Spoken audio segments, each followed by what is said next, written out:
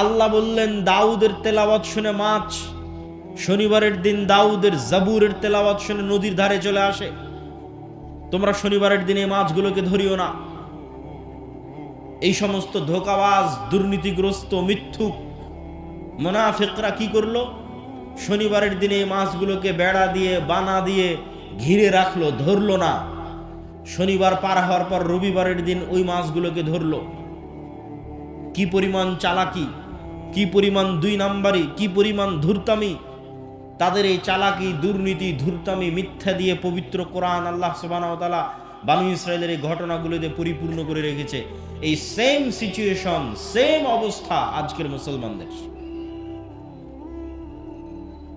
আজকের মুসলমানদের এই হৃদয় বিদারক করুণ দৃশ্য আরো বাস্তব হয়ে ফুটে ওঠে যদি আপনি ফিলিস্তিনের মুসলমানদের অবস্থা দেখেন। ফিলিস্তিনে যারা ত্রাণের কাজ করতে গেছে তারা এ বিষয়ে খুব সম্যক অবগত যে মিশরে 1 কেজি আটার দাম কত, মিশরে 1 কেজি চিনির দাম কত, মিশরে একটা ছাগলের দাম কত, 1 কেজি দুম্বার গোস্তের দাম কত। ওই সেম জিনিসটা যখন মিশর থেকে গাজায় ঢুকতেছে তখন গাজায় সেটির দাম হয়ে যাচ্ছে 10 গুণ, 15 গুণ, 20 গুণ, 50 গুণ পর্যন্ত। এই যে দাম বাড়ানোর যে সিন্ডিকেট, এই সিন্ডিকেটের সাথে পৃথিবীর কোনো ইহুদি জড়িত নাই, এই সিন্ডিকেটের সাথে ইসরায়েল জড়িত নাই। মুসলমানদের পাঠানো ত্রাণের টাকার উপর যে সিন্ডিকেট গড়ে উঠেছে, এই সিন্ডিকেট মুসলমানেরাই তৈরি করেছে। এটা সত্য। তারা নিজের ভাইয়ের রক্তের উপর বিজনেস করতেছে। সম্মানিত উপস্থিতি, এই অবস্থা সারা বিশ্বের মুসলমানদের, যে মুসলমানদের মধ্যে নেতৃত্বের প্রকৃত গুণটা নাই, আর এই নেতৃত্বের প্রকৃত গুণ যেন তৈরি না হয় এই জন্য 2টা কালচার মুসলমানদের মধ্যে কন্টিনিউ রাখা আছে, যাতে মুসলমানেরা প্রকৃত নেতা হিসেবে কোনোদিন তাদের জন্ম না হতে পারে। প্রকৃত নেতা, নামকাওস্তে নেতা বলিনি, প্রকৃত নেতার জন্মগত গুণ, সে বলবে সত্য, করবে ন্যায়। যেই সত্যবাদী, ন্যায়পরায়ণ, সেই নেতা। পৃথিবীতে যেখানে যেখানে যে অবস্থায় আছে সে বাই ডিফল্ট জন্মগত আল্লাহর বাছাইকৃত নেতা। সত্যবাদী এবং ন্যায়পরায়ণ যদি হয়, আমানতদার যদি হয়। পৃথিবীর কোন নবী রাসূল মিথ্যুক অবস্থায়, দুর্নীতিবাজ, ধোঁকাগ্রস্ত অবস্থায় প্রেরিত হননি। জন্মগত সত্যবাদী, আমানতদার অবস্থায় প্রেরিত হয়েছেন।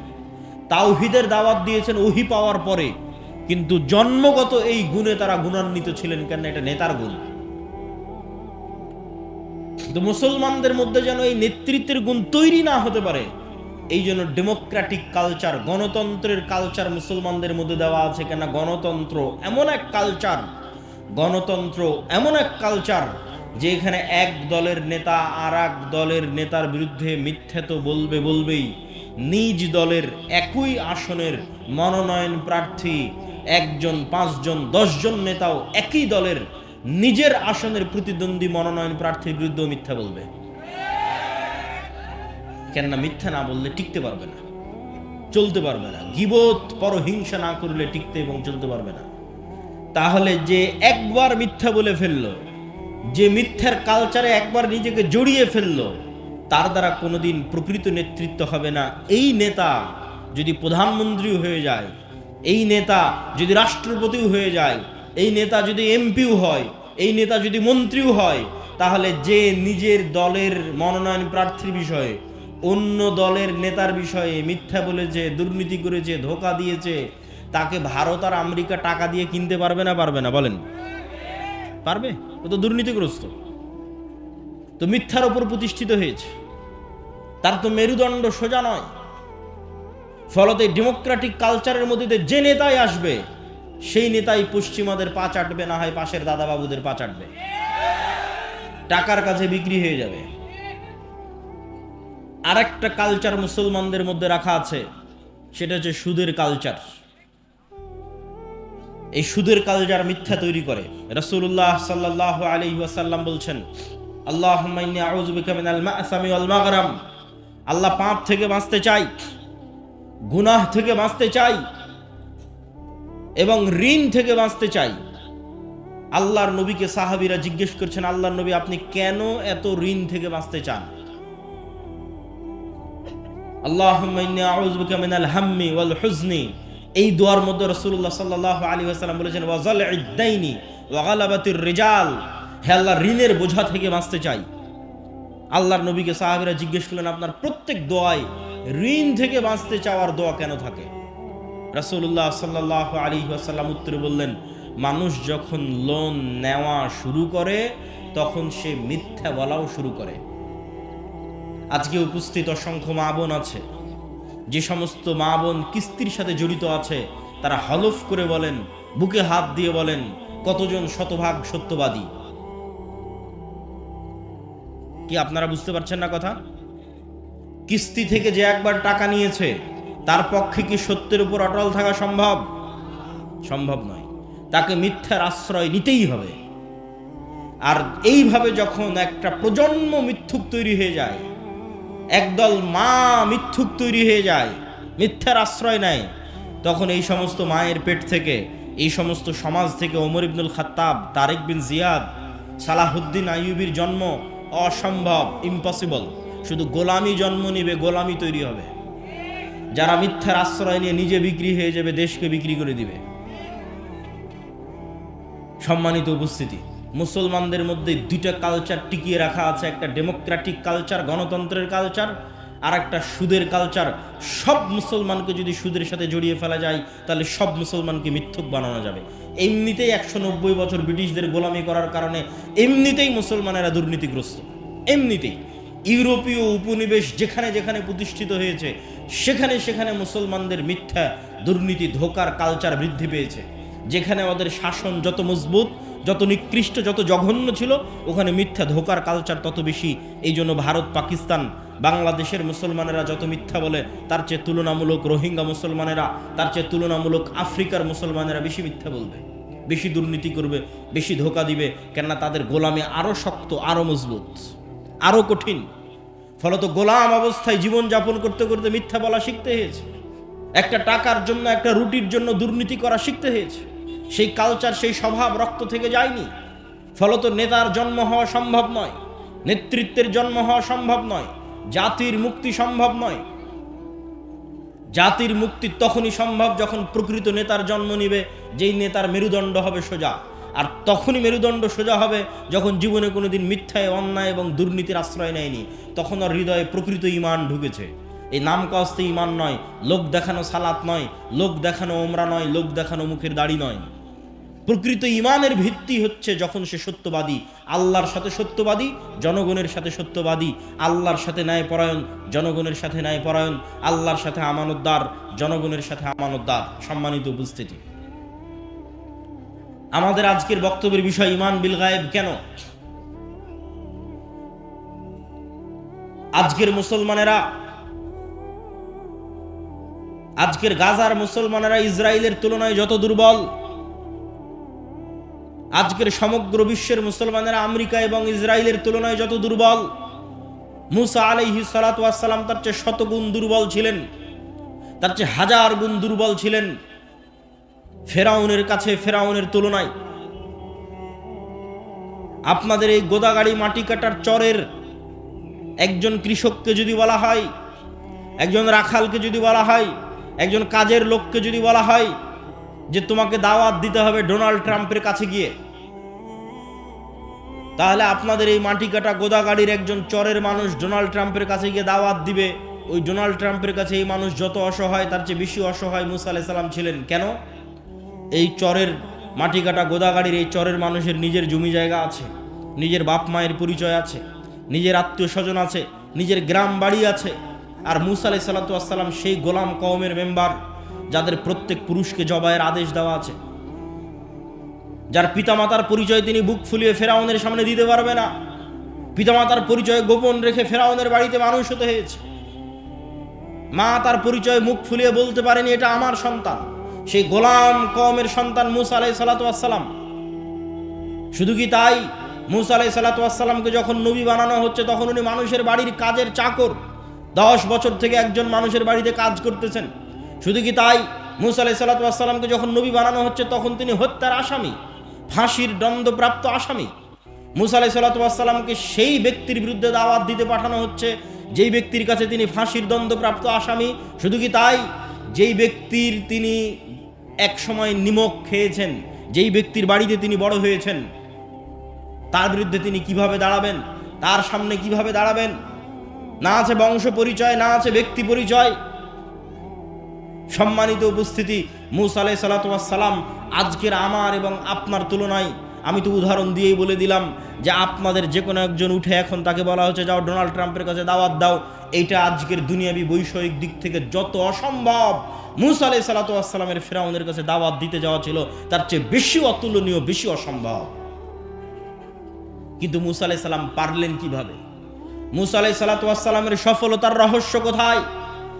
মুসা আলাইহিস সালাতু ওয়াস সালাম তখনই সম্ভব ফিরআউনের সামনে বুক ফুলিয়ে দাওয়াত দেওয়া যখন মুসা আলাইহিস সালাতু ওয়াস সালামের অন্তরে ঈমান বিল গায়েব, ইয়াকিনের লেভেলে, যে চোখে যা দেখা যাচ্ছে তাই সব নয়, এর বাইরে আড়ালে গায়েব আছে, গায়েবী মদদ আছে, আল্লাহর ক্ষমতা, আল্লাহর অস্তিত্ব, আল্লাহর শক্তি, ফেরেশতার অস্তিত্ব, নূরের অস্তিত্ব, এগুলো সম্পর্কে যখন মুসা আলাইহিস সালাতু ওয়াস সালামের ইয়াকিন অর্জিত হবে, গায়েবের উপর যখন মুসা আলাইহিস সালামের ইলমে ইয়াকিন হাসিল হবে, তখন মুসা আলাইহিস সালামের কাছে এই বিশাল ফিরআউনের সাম্রাজ্য একটা ধূলিকণার চাইতেও, একটা পিঁপড়ার চাইতেও দুর্বল মনে হবে।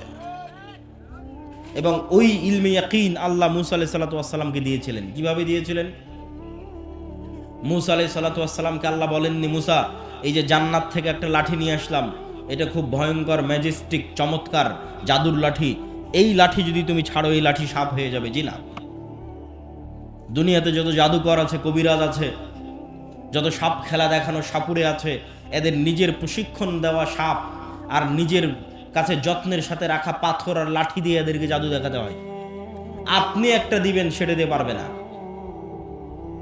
তো মুসা আলাইহিস সালাতু ওয়াস সালামকে আল্লাহ সুবহানাহু ওয়া তাআলা এটা বলেননি এই যে জান্নাত থেকে লাঠি নিয়ে এসে দিলাম এটা এখন সাপ হবে, আসমান থেকে এক বিশাল স্বর্ণের লাঠি নিয়ে এসে দিলাম এটা সাপ হবে। জি না, মুসা তুমি যেই লাঠি নিজে ব্যবহার করছো, সাধারণ একটা গাছের 10 বছর, 15 বছর, 20 বছর আগে যেই লাঠি কেটে তুমি কাড়াল বানিয়েছো, রাস্তা অতিক্রম করো, গর্ত অতিক্রম করো, আউড় এবং ধান শুকাও, সেই লাঠি, যে লাঠি তুমি ব্যবহার করছো, আমি যদি 5-10 বছর থেকে এই ফোন ব্যবহার করি, 15 বছর থেকে এই বই ব্যবহার করি, আমার হাতে থাকে, তাহলে এই বই, আমার হাতে থাকা বই আজকে নতুন করে এসে কেউ দিচ্ছে না, এই নাও জান্নাত থেকে একটা বই দিলাম, এই বই এখন সাপ হয়ে যাবে। জি না, তুমি যেটা ব্যবহার করতেছো র্যান্ডমলি যেই লাঠি, সেই লাঠি আমি তোমার চোখের সামনে সাপ বানিয়ে দেবো। বলেন আল্লাহু আকবার।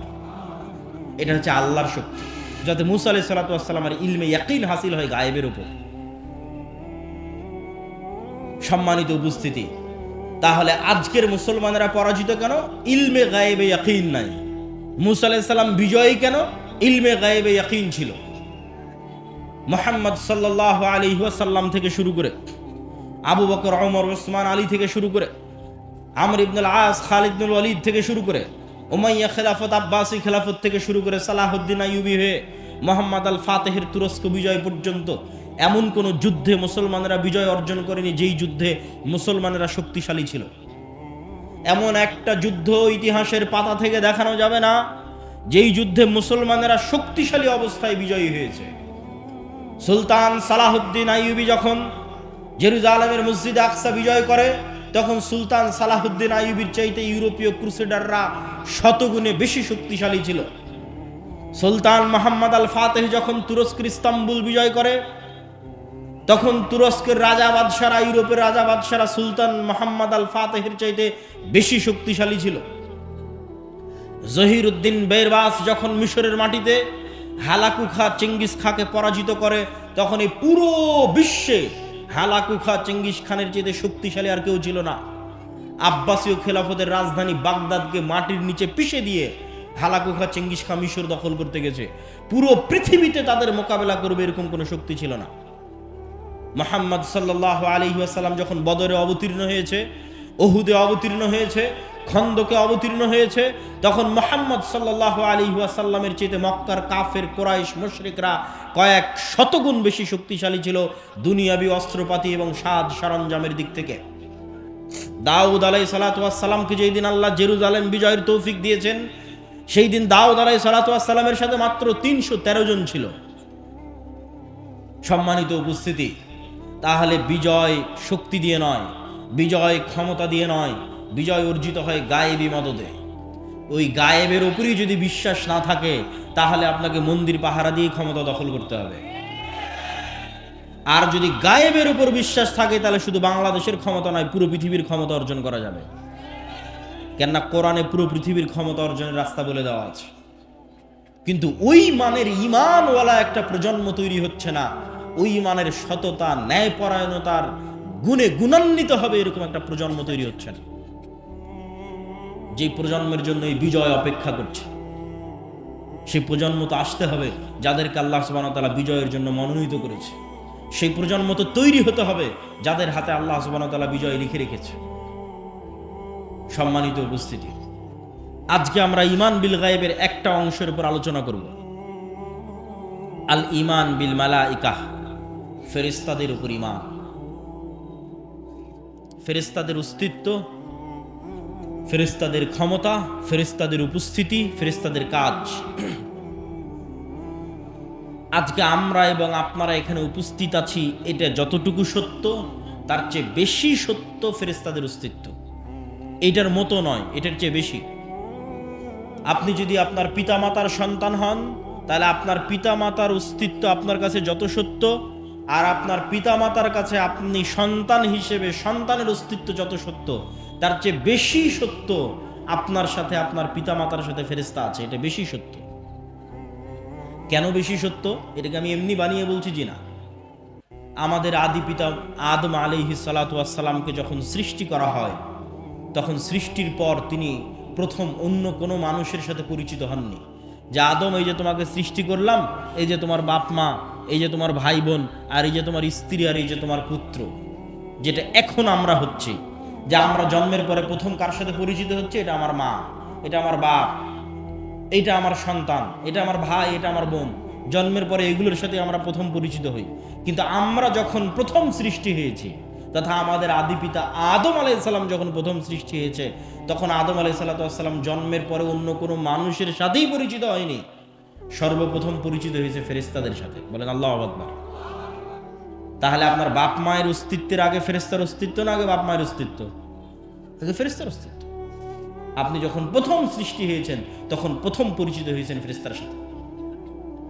ওয়াইদ কুলনা লিল মালাইকাতি ইসজুদু লি আদম ফাসাজাদু ইল্লা ইবলিস আবা ওয়াস্তাকবারা ওয়াইদ ক্বালা রাব্বুকা লিল মালাইকাতি ইন্নী জাইলুন ফিল আরদি খলিফা ক্বালু আতাজআলু ফিহা মান ইউফসিদু ফিহা ওয়া ইয়াসফিকুদ দিমা। আল্লাহ ফেরেশতাদের ডাক দিয়ে বললেন, কোরআনে আল্লাহ বলছেন, মানুষ সৃষ্টির ঘটনা শুরুই ফেরেশতা দিয়ে। আল্লাহ ফেরেশতাদের ডাক দিয়ে বললেন, ইন্নী জাইলুন ফিল আরদি খলিফা, আমি পৃথিবীতে মানুষ সৃষ্টি করতে চাই। ফেরেশতারা উত্তরে বলল, আতাজআলু ফিহা মান ইউফসিদু ফিহা ওয়া ইয়াসফিকুদ দিমা, আপনি কি পৃথিবীতে এমন জাতি তৈরি করবেন যারা ফিতনা তৈরি করবে, রক্ত প্রবাহিত করবে, ফাসাদ তৈরি করবে? আমরা তো আপনার তাসবিহ তাহলিল করার জন্য আছি। আল্লাহ বললেন, আমি যা জানি তোমরা তা জানো না। তারপরে যখন আদম সৃষ্টি করা হয়ে গেল, আল্লাহ সুবহানাহু ওয়া তাআলা আদমকে যখন সকল জ্ঞান দিয়ে দিলেন, তারপরে ফেরেশতাদের সামনে যখন প্রমাণ করে দিলেন আদম জ্ঞানে শ্রেষ্ঠ, তখন এবার আল্লাহ ফেরেশতাদের বলছেন যে, ফেরেশতারা তোমরা সবাই আদমকে সিজদা করো। সম্মানিত উপস্থিতি, তাহলে এই যে আদম আলাইহিস সালাতু ওয়াস সালাম সৃষ্টি হওয়ার পর প্রথম ভিন্ন জগতের দুইটা প্রাণীর সাথে পরিচিত হয়েছে। এই ভিন্ন জগতের দুই প্রাণী সম্পর্কে জানাই এই পৃথিবীর গেম এবং খেলা জানার আসল রিয়ালিটি। এই দুই ভিন্ন জগতের প্রাণীর, একটা শয়তান, একটা ফেরেশতা। আপনাকে আল্লাহ সুবহানাহু ওয়া তাআলা যেই খেলা খেলতে পাঠিয়েছে, ওই খেলার যদি নিয়ম কানুন না জানেন তাহলে খেলে লাভ নাই, খেলতে পারবেন না। যখন ক্রিকেটের মাঠে খেলতে যাবেন তখন কিভাবে বল করলে ওয়াইড হয়, নো হয়, ছক্কা হয়, ফোর হয়, আর ফুটবল খেলতে গেলে ফাউল হয়, প্লান্টিক হয়, আউট হয়। এই যদি নিয়ম না জানা থাকে তো প্লেয়ার খেলতে পারবে না। তো আমরা যে এই পৃথিবীতে আছি, এই পৃথিবীতে আমাদের পাঠানোর যে ঘটনা আল্লাহ কোরআনে তুলে ধরেছে, আল্লাহ সুবহানাহু ওয়া তাআলা পৃথিবীতে পাঠানোর যে ঘটনা তুলে ধরেছে, সেটার মধ্যে পৃথিবীর গেম, সিক্রেট যে গেম, যে খেলা, ওটা লুকিয়ে আছে। সেটা যুক্তই আছে অদৃশ্য দুই প্রাণীর সাথে, একটা শয়তান, একটা ফেরেশতা। মানুষের সাথে যুক্তই নাই। আল্লাহ বর্ণনাই শুরু করেছেন এইভাবে। ইবলিস শত্রু হয়ে গেল। আল্লাহ সুবহানাহু ওয়া তাআলা কুল নাহবিতু বা'দুকুম লিবা'যিন আদু। আল্লাহ সুবহানাহু ওয়া তাআলা বলেন, আজকে তোমরা নেমে যাও, আসমান থেকে নেমে যাও, জান্নাত থেকে নেমে যাও। আজ থেকে তোমরা একজন আরেকজনের শত্রু। ফাইম্মা ইয়াতিয়ান্নাকুম মিন্নি হুদান ফামান তাবিআ হুদায়া ফালা খাউফুন আলাইহিম ওয়ালা হুম ইয়াহজানুন। তোমরা একজন আরেকজনের শত্রু, তবে আমার পক্ষ থেকে হেদায়েত আসবে, হেদায়েতের নূর আসবে। এই নূর দিয়ে যাদের কালব আলোকিত হবে, যাদের হৃদয় এই নূরের আলোতে আলোকিত হবে, তাদের জন্য এই শয়তান কোনো ক্ষতি করতে পারবে না। আর যাদের কালব এই নূরের আলোয় আলোকিত হবে না, এই শয়তান তাদের সবচেয়ে বড় শত্রু, আদুউম মুবিন, সবচেয়ে বড় শত্রু। আর একমাত্র প্রকৃত বন্ধু হচ্ছে ফেরেশতা, আর একমাত্র শত্রু হচ্ছে শয়তান। যে আপনার নামে মিথ্যা অপবাদ দিয়েছে, জমি দখল করে নিয়েছে, টাকা মেরে নিয়েছে, ওর চেয়ে বড় শত্রু শয়তান। আর যে আপনার সাথে রাত দিন আড্ডা দিচ্ছে, আপনাকে বিড়ি সিগারেট খাওয়ার দাওয়াত দিচ্ছে, ওর চাইতে আপনার হিতাকাঙ্ক্ষী প্রকৃত বন্ধু হচ্ছে ফেরেশতা। এই দুইটা সম্পর্কে জানাই হচ্ছে এই পৃথিবীর গেমের আসল রহস্য। খেলতে পারবেন ভালো যদি জানা থাকে। এই জন্য গায়েব সম্পর্কে জ্ঞান অর্জন করতে হবে। গায়েবের জ্ঞান ওহির মাধ্যমে সম্ভব। সম্মানিত উপস্থিতি, আমাদের আলোচ্য বিষয় ঈমান বিল মালায়েকা, ফেরেশতা। ফেরেশতারা নূরের তৈরি। নূর অন কাইন্ড অফ লাইট, এক প্রকারের আলো যা পৃথিবীতে বিরাজমান অস্তিত্বশীল। ঠিক এই আলো যেমন পৃথিবীতে বিরাজমান অস্তিত্বশীল, সূর্যের আলো যেমন বিরাজমান অস্তিত্বশীল, নূরের আলো পৃথিবীতে বিরাজমান অস্তিত্বশীল। তবে নূরের আলো সূর্যের আলো নয়। নূরের আলো এই লাইট, বৈদ্যুতিক লাইটের আলো নয়। এটা এক প্রকারের আলো যা পৃথিবীতে অস্তিত্বশীল, যেমন সূর্যের আলো অস্তিত্বশীল, যেমন এই লাইটের আলো অস্তিত্বশীল। এবং এই নূর মানুষের কালবে তৈরি হয়, কানে তৈরি হয়, চোখে তৈরি হয়। মানুষের ডানে বামে, সামনে নিচে উপরে সর্বত্র নূর তৈরি হয়। মানুষের আমল নূর তৈরি করে। কোরআন নূর, দ্বীন ইসলাম নূর। এই নূর সম্পর্কে রাসূলুল্লাহ সাল্লাল্লাহু আলাইহি ওয়াসাল্লাম বলছেন, আল্লাহুম্মা আউযু বিনূরি ওয়াজহিকাল্লাযী আশরাকাত লাহুদ দুলুমাত ওয়া সালুহা আলাইহি আমরুদ দুনিয়া ওয়াল আখিরাহ। হে আল্লাহ, আপনার চেহারা যেই নূর দিয়ে ঢাকা আছে, সেই নূরের দোহাই দিয়ে আপনার কাছে পরিত্রাণ চাচ্ছি, যেই নূরের উপর আসমান এবং জমিনের সকল কাজ একটা আর একটার সাথে কানেক্টেড, যেই নূরের মাধ্যমে। হিজাবুহুন নূর লাউ কাশাফাহু লা আহরাকাত সুবহাত ওয়াজহি। আল্লাহর চেহারার পর্দা হচ্ছে নূর। আল্লাহ এবং সৃষ্টিজীব, আল্লাহ এবং আসমান জমিন, এই দুইটার মধ্যে আর হিসেবে, পার্থক্যকারী হিসেবে সারা আসমান এবং জমিনে বিরাজমান আছে নূর। এটাই গায়েব। যদি এই নূরের পর্দা সরিয়ে নেওয়া হতো, লাউ কাশাফাহু লা আহরাকাত সুবহাত ওয়াজহি, তাহলে আল্লাহর চেহারার তাজাল্লিতে আসমান এবং জমিন জ্বলে পুড়ে ছারখার হয়ে যেত। এই নূর সম্পর্কে রাসূলুল্লাহ সাল্লাল্লাহু আলাইহি ওয়াসাল্লাম বলেন, আল্লাহুম্মা জাআল ফি কলবি নূরা। হে আল্লাহ, আমার হৃদয়ে নূর তৈরি করে দেন। ওয়া ফি সামঈ নূরা, আমার কানে নূর তৈরি করে দেন। ওয়া ফি বাসরি নূরা, আমার চোখে নূর তৈরি করে দেন। আমার সামনে পিছনে ডানে বামে সর্বত্র নূর তৈরি করে দেন। তাহলে নূর এমন একটা অস্তিত্বশীল বিষয় যা তৈরি হতে পারে। আপনার চোখের পাওয়ার যেমন ধরা পড়ে, বাস্তবে তো ধরা পড়ে না। বাস্তবে তো দেখলে চোখ ঠিকই আছে, কিন্তু মেশিনে দেওয়ার পর যখন ধরা পড়ে যে চোখের পাওয়ার কমে গেছে, কাজের বাস্তবায়নে যখন অনুভূতি দেখেন যে না, আমি কম দেখতে পাচ্ছি, তো আপনার চোখের পাওয়ারের কম বেশি যেমন সত্য, আপনার চোখে নূর আছে অথবা না, এটা তার চেয়ে বেশি সত্য। আপনার হার্টবিট যেমন কাঁপতেছে, রক্ত যেমন প্রবাহিত হচ্ছে, এই রক্তের প্রেসার চোখে দেখা যায় না, কিন্তু যখন ঠিকই যন্ত্র ধরা হচ্ছে তখন রক্তের প্রেসার উঠে আসতেছে। শরীরের তাপমাত্রা চোখে দেখা যায় না, কিন্তু যখন ঠিকই থার্মোমিটার ধরা হচ্ছে তখন উঠে আসতেছে। এই থার্মোমিটারে শরীরের তাপমাত্রা যত সত্য, এই রক্তের প্রেসার যত সত্য, এই হার্টবিট যত সত্য, এই হার্টের মধ্যে নূর তৈরি হয় তার চেয়ে বেশি সত্য।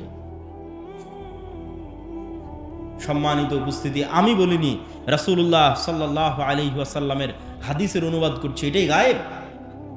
এই গায়েব সম্পর্কে যত জ্ঞান অর্জন করবেন তত আপনার জন্য এই পৃথিবীতে চলা সহজ হয়ে যাবে।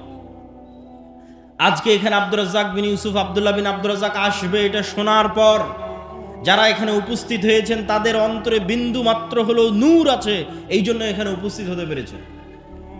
আর যারা শোনার পরও, কোনো কাজ না থাকার পরও, জরুরি প্রয়োজন না থাকার পরও আসেননি, খোঁজ নিয়ে দেখেন, বিশেষ করে যদি 3 জুমা পরস্পর মিস দিয়ে থাকে, তাহলে খাতাম আল্লাহু আলা কুলুবিহিম, ওর অন্তরে চুল পরিমাণও নূর নয়, ওটা একটা মৃত হৃদয়। এইভাবে আমাদের হৃদয়ে, আমাদের চোখে, আমাদের কানে, ডানে বামে নূর আছে, নূর তৈরি হয়। আল্লাহ সুবহানাহু ওয়া তাআলা কোরআনকে নূর বলছেন। মা কুনতা তাদরি মাল কিতাব ওয়ালাকিন মা কুনতা তাদরি মাল কিতাব ওয়ালাল ঈমান ওয়ালাকিন জাআলনাহু নূরান নাহদি বিহি মান নাশা। হে আল্লাহর নবী, আপনি জানতেন না কিতাব কাকে বলে, আপনি জানতেন না ঈমান কাকে বলে। আমি আল্লাহ কোরআনকে নূর বানিয়ে দিয়েছি, যেই নূরের আলোয় আলোকিত হয়ে মানুষ রাস্তা খুঁজে পাবে। যত কোরআন পড়বেন তত নূর তৈরি হবে। দিন নূর। আল্লাহ সুবহানাহু ওয়া তাআলা বলছেন, ইউরিদুনা লিইউতফিউ নূরাল্লাহ ওয়াল্লাহু মুতিম্মু নূরিহি। কাফের এবং মুশরিকেরা চায় আল্লাহর নূরকে ফু দিয়ে নিভিয়ে দিতে, আর আল্লাহ আল্লাহর নূরকে সারা পৃথিবীতে বিজয়ী করবেন, প্রতিষ্ঠিত করবেন। বলেন আল্লাহু আকবার। এই নূর হচ্ছে ইসলাম। ওয়াহি নূর। আল্লাহ সুবহানাহু ওয়া তাআলার পক্ষ থেকে যে ওয়াহি এসেছে, কোরআন ওয়াহি, ইসলাম ওয়াহি, এই ওয়াহি নূর। এই নূরকে আল্লাহ সুবহানাহু ওয়া তাআলা বিজয়ী করেই ছাড়বেন পৃথিবীতে। আল্লাহ নিজে বলছেন পবিত্র কোরআনে। সম্মানিত উপস্থিতি, ঠিক তেমনি আমি যেটা বললাম যে আপনাদের সৎ আমল নূর তৈরি করে, ঠিক যেমন আপনারা মোবাইলের ব্যাটারিতে চার্জ দিয়ে সারাদিন ব্যবহার করলেন, সারা রাত চার্জ দিলেন, সারাদিন ব্যবহার করলেন, ঠিক এই দুনিয়াতে আমলের মাধ্যমে আমরা নূর রিসিভ করি, নূর জমা করি, নূর তৈরি করি। আর এই গায়েবের পর্দা উন্মোচন হওয়া মাত্র, তথা মৃত্যু এসে যাওয়া মাত্র, মৃত্যু আসা আর গায়েবের পর্দা উন্মোচিত হওয়া শেষ। তথা মৃত্যু আসার পর থেকে আপনি গায়েবের জগতে চলে গেছেন, যেটা এতদিন বিশ্বাস করতেন সেই জগতে চলে গেছেন। ওই জগতে যাওয়ার পর থেকেই এই দুনিয়াতে করা আমলের প্রভাব দেখতে পাবেন। আপনার আমলের নূর আপনার অন্ধকার কবরকে আলোকিত করবে, আপনার আমলের নূর কিয়ামতের অন্ধকারকে আলোকিত করবে, আপনার আমলের নূর আপনাকে পুলসিরাত অতিক্রম করতে সহযোগিতা করবে। আল্লাহ সুবহানাহু ওয়া তাআলা কোরআন মাজিদে বলছেন, ওয়াল্লাযীনা আমানু মাআহু নূরুহুম ইয়াসআ বাইনা আইদিহিম ওয়া বিআইমানিহিম। যারা ঈমান আনয়ন করেছে তাদের নূর কিয়ামতের মাঠে তাদের ডানে বামে বিচ্ছুরিত হবে। ইয়াউমা তারাল মুমিনিনা ওয়াল মুমিনাত নূরুহুম ইয়াসআ নূরুহুম বাইনা আইদিহিম ওয়া বিআইমানিহিম। মুমিন এবং মুমিনারা কিয়ামতের মাঠে দেখতে পাবে তাদের আমলের নূর তাদের ডানে এবং বামে বিচ্ছুরিত হচ্ছে। আজকে যখন আপনি ওযু করছেন তখন আপনি নূর তৈরি করছেন। এই নূর আজ দেখা যাচ্ছে না, যদিও বাস্তবে অস্তিত্বশীল আছে, কিন্তু গায়েব দেখা যাচ্ছে না, নূরই গায়েব। কিন্তু যখন কিয়ামতের মাঠে যাবেন তখন এই ওযুর অঙ্গ প্রত্যঙ্গগুলো নূরের আলোয় আলোকিত থাকবে। বলেন আল্লাহু আকবার। এটা আপনার দুনিয়াতে করা ওযুর প্রভাব কিয়ামতের মাঠে দেখা যাবে। দুনিয়াতে ওযু করে যে নূর জমা করেছেন সেই নূর কিয়ামতের মাঠে প্রকাশিত হবে। এই নূর অস্তিত্বশীল, এই নূর বাস্তব। সম্মানিত উপস্থিতি, সেই নূরের তৈরি হচ্ছে ফেরেশতা। ফেরেশতারা হচ্ছে সেই নূরের তৈরি এবং মানুষের রূহ। ইবনুল কাইয়িম রাহিমাহুল্লাহ বলছেন, মানুষের রূহ নূরুন লাতীফ। নূরের একটা সূক্ষ্ম প্রকার হচ্ছে মানুষের রূহ। এই জন্য দেখা যায় না, এই জন্য ধরা যায় না। সম্মানিত উপস্থিতি, তাহলে নূর যদি পৃথিবীতে অস্তিত্বশীল থাকে, বিরাজমান থাকে, ফেরেশতারা যদি পৃথিবীতে অস্তিত্বশীল থাকে, বিরাজমান থাকে, আমি আপনি দেখি না কেন? আমি আপনি ধরতে পারি না কেন? বিজ্ঞানের যন্ত্র ধরতে পারে না কেন? আবিষ্কার করতে পারে না কেন? আজ থেকে 100 বছর আগে এই মাটিকাটা গ্রামে যে মানুষ মারা গেছে, সেই মানুষকে যদি আপনি এখন উঠিয়ে বলেন যে শোনো, আমি কথা বলবো এখানে, আর আমার কথা এখন সাথে সাথে ঢাকায় গিয়ে বাজবে। আমি কথা বলবো এখানে, বাজবে ঢাকায় সাথে সাথে। আর আমি কথা বলবো এখানে, বাজবে সৌদি আরবে, আমেরিকা, ইউরোপে, সাথে সাথে 1 সেকেন্ড দেরি হবে না, বিশ্বাস করবে না। এটা তার কাছে গায়েব ছিল। আজ থেকে 100 বছর আগে যারা পৃথিবীতে চলে গেছে, পৃথিবী থেকে চলে গেছে, এটা তাদের কাছে গায়েব। আর আল্লাহ আমাদের জন্য এই নিয়ামত উন্মোচন করে দিয়েছে। কথা বলছি এখানে, এই লাইভে, ক্যামেরায়, আমেরিকায় যে বসে আছে সেও শুনতে পাচ্ছে আমার কথা। এখান থেকে ইনস্ট্যান্ট ভেসে উড়ে আমেরিকা গিয়ে বাজতেছে। 100 বছর আগে মানুষ এটা বিশ্বাস করতো না। অথচ যেই ওয়েভ, যেই মাইক্রোওয়েভ, রেডিও ওয়েভ, আলোর তরঙ্গের মধ্যে দিয়ে মানুষের আওয়াজ এবং মানুষের দৃশ্য ট্রান্সফার হচ্ছে, আলোর গতির সাথে ট্রান্সফার হচ্ছে, এই ওয়েভের মধ্যে ডাটা ধারণ করার ক্ষমতা তথা মানুষের আওয়াজ ধারণ করার ক্ষমতা, মানুষের দৃশ্য ধারণ করার ক্ষমতা আল্লাহ যেদিন পৃথিবী সৃষ্টি করেছিলেন ওই দিন থেকেই ছিল, মানুষ জানতো না, ওই দিন থেকেই ছিল। আজ এসে মানুষ আবিষ্কার করেছে, কিরে এই আলোর তরঙ্গ তো ডাটা ধারণ করে, যেটার উপর আজকের ইন্টারনেট দাঁড়িয়ে আছে, যেটার উপর আজকের আধুনিক মোবাইল কম্পিউটারের সভ্যতা দাঁড়িয়ে আছে, শুধু এই আলোর মাইক্রোওয়েভ, রেডিও ওয়েভের মাধ্যমে ডাটা ট্রান্সফার করা। অথচ আমরা কত বোকা দেখেন, সবসময় ফোনে কথা বলতেছি, আমেরিকা, ইউরোপ, লন্ডন, সব জায়গায় কথা বলতেছি ফোনে, সাথে সাথে সেখানে আমাদের কথা পৌঁছে যাচ্ছে। অথচ এটা বিশ্বাস করতেছি না যে এই কথা আল্লাহ সাথে সাথে শুনতে পাবেন। আরে মানুষের তৈরি প্রযুক্তির মাধ্যমে, আল্লাহর দেওয়া সিস্টেম ব্যবহার করে সাথে সাথে কথা পৌঁছে যাচ্ছে আমেরিকায়, আর মানুষ বিশ্বাস করে না যে তার কথা সাথে সাথে আল্লাহ সুবহানাহু ওয়া তাআলা শুনতে পাচ্ছেন। যদিও আল্লাহ এই সিস্টেমের মুখাপেক্ষী নন, আল্লাহ সুবহানাহু ওয়া তাআলা এগুলো থেকে পবিত্র এবং আরো ঊর্ধ্বে। কিন্তু মানুষ যদি এত দূর পারে, তাহলে আল্লাহ কত দূর পারতে পারে? মানুষ যদি এত দূর পারে, তাহলে আল্লাহ সুবহানাহু ওয়া তাআলা কত দূর পারতে পারেন? মানুষ যদি এত দূর পারে। এটা দিয়ে কি বলছিলাম, যে এটাই 100 বছর আগে গায়েব ছিল। তাহলে আপনি দেখতে পান না, আপনি বুঝতে পান না, তার মানে পৃথিবীতে না, এটা মিথ্যা কথা। আজ থেকে 100 বছর আগে একটা মানুষ যদি বলে থাকে কথা এখানে বলবো, বাজবে আমেরিকায়, এটা অসম্ভব, তাহলে এটা মিথ্যা কথা। কেন? তার জ্ঞানের স্বল্পতার কারণে সে জানতো না, জ্ঞানের স্বল্পতার কারণে সে বুঝতো না। তাহলে যা জানেন না, যা বুঝেন না, যা দেখেন না, তা বাস্তবে না, এটা মিথ্যা। এবং বর্তমান পৃথিবীতে এমনও উদাহরণ দেওয়া সম্ভব, যেই উদাহরণগুলো আপনাকে বুঝতে সহযোগিতা করবে যে না, পৃথিবীতে এখনো এমন কিছু আছে যা মানুষ জানতে পারে না, মানুষের বিজ্ঞানও জানতে পারে না। যেমন কুকুরের ঘ্রাণ শক্তি মানুষের চাইতে 10,000 গুণ বেশি। এখানে যে মাইকগুলো আছে, আমি কোনো সেন্ট এই মাইক থেকে পাচ্ছি না, কোনো সেন্ট নাই। এই প্লাস্টিকের এই যে বোতল, এটার থেকেও কোনো সেন্ট পাচ্ছি না। তা আমি যদি বলি যে এই মাইকের কোনো গন্ধ নাই, এটা মিথ্যা কথা। আমি যদি বলি এই পানির কোনো গন্ধ নাই, এটা মিথ্যা কথা। অত সূক্ষ্ম লেভেলের গন্ধ নেওয়ার ক্ষমতা আমার নাই। এই মাইকটাই আপনি একটা কুকুরের নাকের সামনে রাখেন, দিয়ে রাজশাহীর সাহেব বাজারে ফেলে আসেন, এখানকার মাটি কাটার কুকুর ওই রাজশাহীর সাহেব বাজারে এই মাইক খুঁজে বের করে নিয়ে আসবে।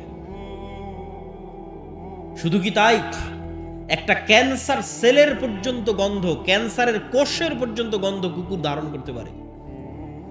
করোনা ভাইরাসের মতো সূক্ষ্ম জিনিসের গন্ধ কুকুর ধারণ করতে পারে। 1 গুণ 2 গুণ বলা নাই তো, মানুষের চেয়ে 10,000 গুণ বেশি বলা আছে, যে 10,000 গুণ বেশি সক্ষম। মানুষ এখনো এই লেভেলের কোনো যন্ত্র আবিষ্কার করতে পারেনি, এই জন্য মানুষ কুকুরকেই কাজে লাগায়। তাহলে পৃথিবীতে এমনও গন্ধ বিরাজমান, যেই গন্ধ মানুষ নিতে পারে না, যেই গন্ধ মানুষের তৈরি যন্ত্র নিতে পারে না, কিন্তু আল্লাহর সৃষ্টি জীব নিতে পারে, এমন গন্ধ পৃথিবীতে বিরাজমান। ঠিক এমন আওয়াজ পৃথিবীতে বিরাজমান। আজকে আমি যেখানে দাঁড়িয়ে বক্তব্য দিচ্ছি, এর আশেপাশে যদি কোনো পিঁপড়া চলমান থাকে, ওই পিঁপড়ার আওয়াজ আমি শুনতে পাচ্ছি না। এই রেকর্ডার, দামি রেকর্ডারও যদি ওই পিঁপড়ার কাছে লাগিয়ে দেওয়া হয়, তো এই রেকর্ডার ওই পিঁপড়ার আওয়াজ ধরতে পারবে না। কিন্তু আমি যদি বলি ওই পিঁপড়ার হাঁটার কোনো আওয়াজ নাই, এটা মিথ্যা কথা। ওই পিঁপড়ার হাঁটার যে আওয়াজ আছে, সাপের চলার যে আওয়াজ আছে, যত সূক্ষ্ম লেভেলের আওয়াজ হতে পারে, সে আওয়াজ মানুষ ধরতে না পারলেও, মানুষের তৈরি যন্ত্র ধরতে না পারলেও আল্লাহর আরাক সৃষ্টিজীব ধরতে পারে। যেমন বিজ্ঞানীরা হাতির কথা বলেছে যে তার শ্রবণ শক্তি সবচেয়ে সূক্ষ্ম। তাহলে কবরের আযাব হচ্ছে, আপনি শুনতে পান না তার মানে হচ্ছে না? কি বলেন? আপনি শুনতে পাচ্ছেন না এই জন্য কবরের আযাব হচ্ছে না? এটাই গায়েব। তাহলে আমরা কি বলছি? আমরা বলছি পৃথিবীতে এমনও গন্ধ আছে যা মানুষ পায় না, মানুষের তৈরি যন্ত্র পায় না। এমনও আওয়াজ আছে যা মানুষ পায় না, মানুষের তৈরি যন্ত্র পায় না। এবার আসেন, এমনও আলো আছে যেটা আমরা প্রমাণ করতে চাচ্ছি। এমনও আলো আছে যা মানুষ দেখে না, মানুষের তৈরি যন্ত্র দেখে না, কিন্তু আল্লাহর সৃষ্টিজীব দেখে। রাসূলুল্লাহ সাল্লাল্লাহু আলাইহি ওয়াসাল্লাম বলেন, ইযা সামি'তুম সায়হাতাদ দিকাহ, যখন তোমরা মোরগের আওয়াজ শোনো তখন আল্লাহর কাছে কল্যাণের দোয়া করো, কেননা মোরগ রাআতিল মালাইকা, ফেরেশতার যে নূর, যেই নূরের আলো মানুষের চোখ ধরতে পারে না, যেই নূরের আলো মানুষের তৈরি যন্ত্র ধরতে পারে না, সেই নূরের আলো আল্লাহর সৃষ্টিজীব মোরগ দেখতে পায়। বলেন আল্লাহু আকবার। তাহলে ফেরেশতা অস্তিত্বশীল, নূর অস্তিত্বশীল, প্রমাণ আল্লাহর সৃষ্টিজীব। রাসূলুল্লাহ সাল্লাল্লাহু আলাইহি ওয়াসাল্লাম বলছেন, যখন তোমরা দেখো গাধা ডাকে, যখন তোমরা দেখো কুকুর ডাকে, তখন আল্লাহর কাছে শয়তান থেকে বাঁচতে চাও, কেননা গাধা এবং কুকুর শয়তানের আলো দেখতে পায়। শয়তানের আলো কিন্তু ভিন্ন আলো, এটা আগুনের তৈরি আলো। ফেরেশতারটা নূর, এটা সরাসরি গায়েবী নূরের সাথে সম্পৃক্ত। আর শয়তানেরটা আমরা যেমন দুনিয়ার মাটি থেকে তৈরি, এরকম শয়তানেরটা আগুন থেকে তৈরি, সেটা আর এক ভিন্ন লেভেলের আলো।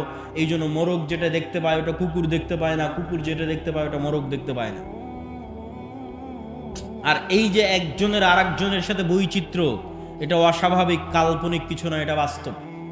আপনি আজকে আমাকে যেমন দেখছেন, আমি কতটুকু লম্বা, কতটুকু মোটা চিকন, চেহারা কেমন, কতটুকু দাড়ি, সাদা না কালো, এটা দেখে আপনি আমাকে চিনতেছেন। পৃথিবীর কোনো সৃষ্টিজীব মানুষকে এভাবে চেনে না। কুকুরও আপনাকে এভাবে চেনে না। কুকুর তো মাত্র দুটো আলো দেখতে পায়, ও কিভাবে দেখবে আপনি সাদা না কালো? কিভাবে দেখবে আপনি কতটুকু লম্বা, কতটুকু মোটা? ওটা ধারণ করার ক্ষমতা কুকুরের নাই। কুকুরের ভিন্ন লেভেলের দেখার ক্ষমতা। তাহলে কুকুর চিনে কেমনে? এটা আপনি গন্ধ দিয়ে চিনে যে এটা আপনি। তো এরকম আপনি যদি একটা বন্ধকার ঘরের মধ্যে একটা